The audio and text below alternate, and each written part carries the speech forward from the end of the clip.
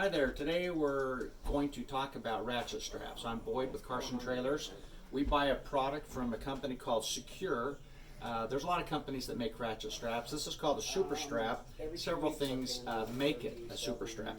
One of the items that I like about this particular product, most of the straps will have a plastic strapping on that you have to break to open them up.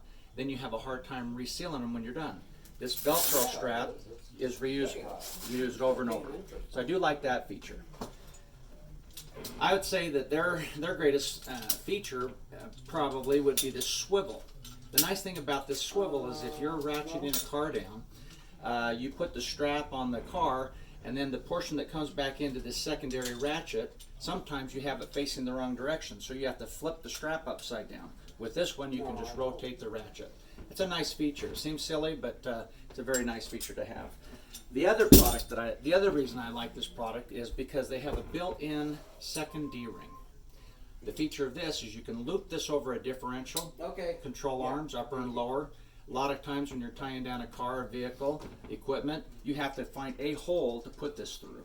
So I like the fact that you can strap that down. If you have a restored car and you have chrome plating going on, you don't want to damage the paint. So this is another reason that I like the product. The price point on these are great.